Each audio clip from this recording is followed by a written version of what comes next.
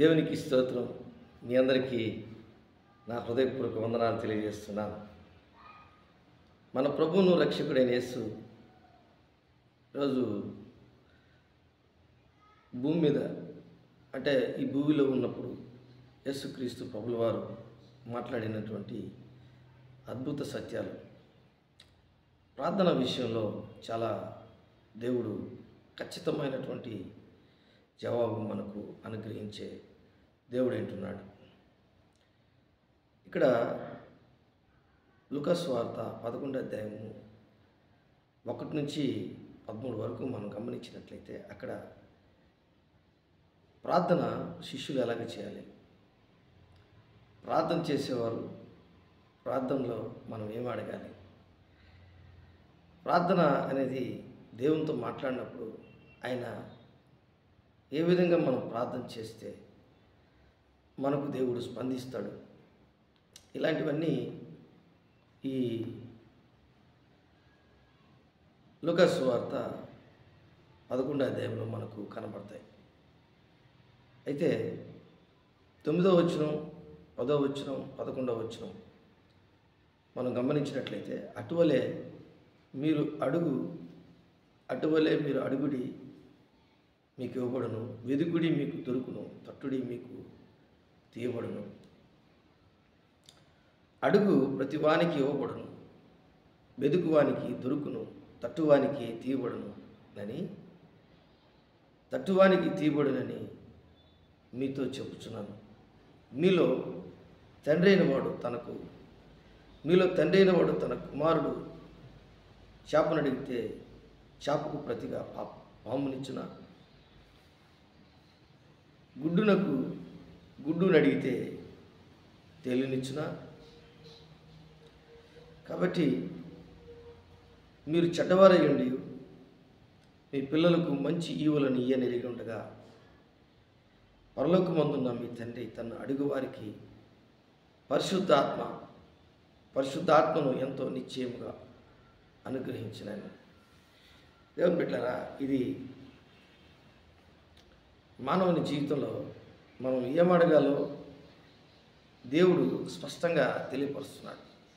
అంటే మనం ఎలాంటి వారం అంటే దేవుని దృష్టిలో ఏ భేదం లేదు, అందరూ దేవుడు అనుగ్రహించు మహిమను పొందలేక, పాపము చేసి దేవుడు అనుగ్రహించు మహిమను పొందలేనటువంటి వారు.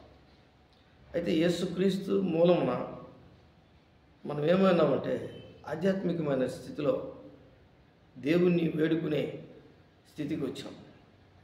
ఆ స్థితిలో మనం కొన్ని సందర్భాల్లో మన పిల్లల గురించి కానీ మన గురించి కానీ ఎంతో దేవుణ్ణి అడుగుతూ ఉంటాం.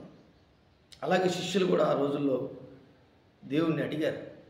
అయితే వారు చెడ్డవారై ఉండి వారిలో పాపం ఉండి కూడా వారు పిల్లల్ని ఏం చేశారంటే ఒక ఉన్నతమైనటువంటి స్థితిలో నా బిడ్డల్ని నేను చూడాలి, నా బిడ్డల్ని నేను ఉన్నతమైనటువంటి స్థితిలో వారికి బహుమానాలు ఇవ్వాలి అని దేవుడు ఈ ఉదాహరణ చెప్పాడు.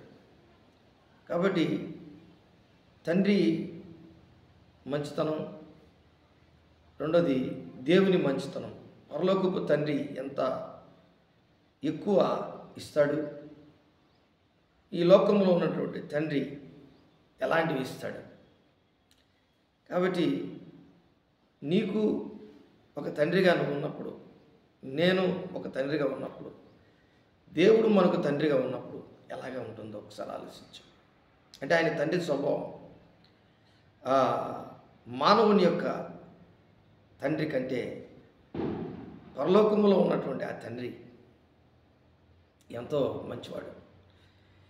ఆయన మానవుని యొక్క అంటే ఒక తండ్రికి ఉన్నటువంటి స్వభావం ఉన్నటువంటి దానికంటే కూడా చాలా ఎక్కువ, అంటే చెప్పలేనటువంటి ఎక్కువ, అంత మంచివాడు మన తండ్రి. అందుకే యేసుక్రీస్తు ప్రభుల వారు కూడా పరలోకమందున్న మా తండ్రి అంటే ఆయన తండ్రి యొక్క స్వభావాన్ని బాగా ఎరిగినటువంటి వాడు మన ప్రభువును రక్షకుడైన యేసుక్రీస్తు. ఈరోజు నిజంగా నువ్వు ఏమడుగుతున్నావు? అనేది దేవుడు గమనిస్తూ ఉంటాడు. నువ్వు మంచితనం, నీలో ఉన్నటువంటి ఆ ఆధ్యాత్మికమైన గుణం, నీలో ఉన్నటువంటి ఎంతో దేవుని పట్ల ప్రేమ కలిగినటువంటి గుణం, ఇవన్నీ చూస్తూ ఉంటాడు. నీ పిల్లల పట్ల, నీ భార్య పట్ల, నీ పట్ల నువ్వు చూస్తున్నటువంటి నీ పిల్లల పట్ల నువ్వు చూస్తున్నటువంటి ప్రేమ అనురాగాలన్నింటినీ కూడా దేవుడు చూస్తూ ఉంటాడు. కానీ మనకు దేవుడు ఒక బహుమతి ఇవ్వాలనుకుంటున్నాడు. ఏంటి ఆ బహుమతి? ఈ బహుమతి మనకు బాగా తెలుసు. మత్తయి సువార్త 7వ అధ్యాయం 7 నుంచి 11 వరకు మనకు ఇక్కడ చదివినటువంటి వాక్కులే ఏమని, వెదుకుడి మీకు దొరుకును, తట్టుడి మీకు తీయబడును, అడుగుడి మీకు ఇవ్వబడును. ఇవన్నీ మత్తయి సువార్త 7వ అధ్యాయం 7 నుంచి 11 వరకు కూడా మనకు కనబడతాయి. అలాగే యోహాను సువార్త 14వ అధ్యాయం 26వ వచనంలో మనం గమనించినట్లయితే అక్కడ అది ఒక పరలోకము నుంచి పంపబడుతున్నటువంటి దేవుని యొక్క అడ్వకేట్, ఉత్తరవాది. ఆయన యేసుక్రీస్తుకి ఈ లోకంలో, యేసుక్రీస్తు ప్రభుల వారి ఈ లోకంలో ఉన్నప్పుడు ఆయన ఏ విధముగా తన జీవితాన్ని మానవాళికి కనపరుచుకున్నాడో, అదేవిధంగా పరిశుద్ధాత్మ దేవుడు ఆత్మల కాపరిగా మానవాళికి ఆయన మనలో ఉండుటకు, ఆయన మనతో ఉండుటకు ఇష్టపడే ఆత్మ పరిశుద్ధాత్మ. అందుకే చూడండి, యోహాను సువార్త 14వ అధ్యాయం 26వ వచనం, ఆదరణకర్త అనగా తండ్రి నామమున పంపుబో పరిశుద్ధాత్మ సమస్తమును మీకు బోధించి నేను మీతో చెప్పిన సంగతులన్నిటినీ మీకు జ్ఞాపకం చేయను. అంటే యేసుక్రీస్తు ప్రభుల వారు ఈ లోకంలో ఉన్నప్పుడు ఆయన ఏదైతే బోధించాడో, ఏదైతే ఆయన ఆజ్ఞలను, ఆయన ప్రేమను, ఆయన యొక్క జీవ మరణ పునరుద్ధానాలను ఎందుకు వచ్చాడు, ఇవన్నీ ఏ విధంగా ఆయన బోధించాడు, మానవుల రక్షణార్థమై మానవుని యొక్క జీవితం పరలోక రాజ్యంలోకి చేరడం ఎలా, ఇలాంటివన్నీ కూడా ఏ విధంగా దేవుడు మన ప్రభువును రక్షకుడైన యేసుక్రీస్తు ప్రభుల వారు బోధించారో, ఆ బోధ అంతా కూడా ఈ పరిశుద్ధాత్మ దేవుడు ఏం చేస్తాడంటే జ్ఞాపకం చేస్తాడు. అదే ఏమంటాడంటే ఆదరణకర్త అనగా తండ్రి నామమున పంపబో పరిశుద్ధాత్మ. అంటే ఫుట్నోట్లు ఏముందంటే ఉత్తరవాది అని ఉంది. ఉత్తరవాది అంటే అడ్వకేట్. ఆయన నీ పక్షమున, దేవుని పక్షమున, మధ్యలో ఉత్తరవాదిగా నీ పక్షమున ఆయన వాదిస్తాడు, ప్రార్థన చేస్తాడు. ఇది చాలా ముఖ్యమైనటువంటి విషయం. ఈ మాట ఎక్కడ ఉంటుందంటే రోమీయులకు రాసిన పత్రిక 8వ అధ్యాయము 26వ వచనంలో ఉంటుంది. అది ఆయన ప్రార్థన చేయలేవు, నువ్వు ఉచ్చరింప సఖ్యము కానీ మూలుగుల చేత తానే మన పక్షమున ఆయన విజ్ఞాపన చేయను అని ఉంటుంది అక్కడ.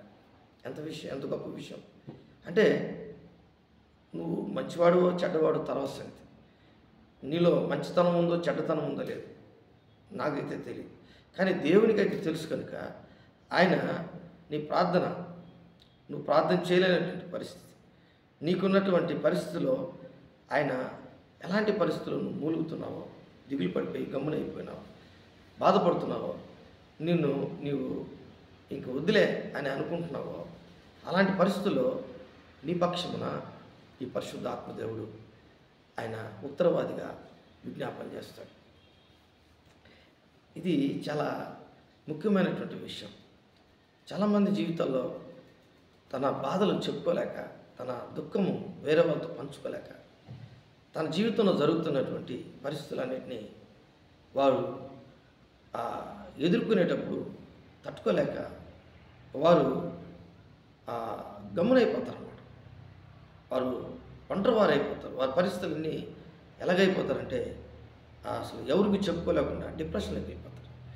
అలాంటి వారికి ఈయన పరిశుద్ధ ఆత్మదేవుడు, ఆయన పారాక్లిట్, ఆయన ఒక వ్యక్తి అని. పారాక్లిట్ అంటే ఒక వ్యక్తి.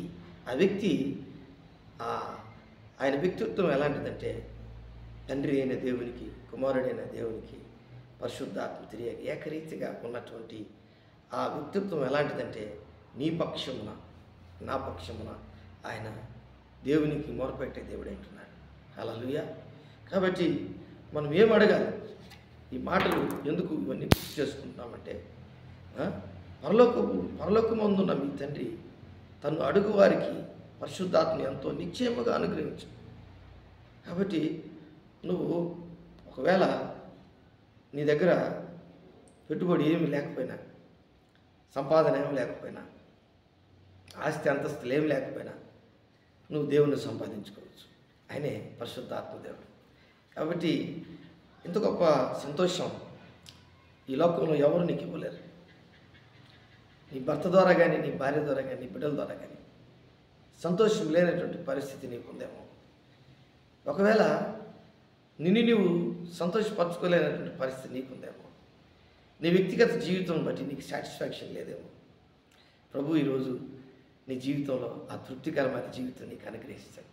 అందుకే నువ్వు పరిశుద్ధాత్మను అడగాలి. ఆ పరిశుద్ధాత్మ అన్నిటినీ నీకు బోధిస్తుంది. దేవుడి వాక్యాన్ని దీవించి ఆస్వాదించునుగాక. ఆమేన్. ప్రేమ నమ్మకం కలిగినటువంటి నా యేసయ్య, ఇదిగో ఈ ఉదయకాలం ముందు ఇదిగో నీ పాదసలకు వస్తున్నాం. ఇదిగో నీ చిత్తం ప్రభా మా జీవితంలో నెరవేరాలి. నిన్ను ఏమైతే అడగాలో అవన్నీ అడుగుటకు మీరు మా కృప చూపించు. పరిశుద్ధ ఆత్మతో నేను మేము నింపబడాలి. నీ ఆత్మతో మేము నింపబడాలి. నీ ఆత్మ మేము అడగాలి. నీ పరిశుద్ధాత్మ మాకు యేసుక్రీస్తు ఏదైతే బోధించాడో అవన్నీ కూడా తెలియపరుస్తుందని దేవుని వాక్యము యోహాను సువార్త 14:26లో చెప్పబడి ఉంది. అలాగే సహాయం చేయమని యేసు నామములో అడిగి వేడుకుంటున్నాను తండ్రి. ఆమేన్.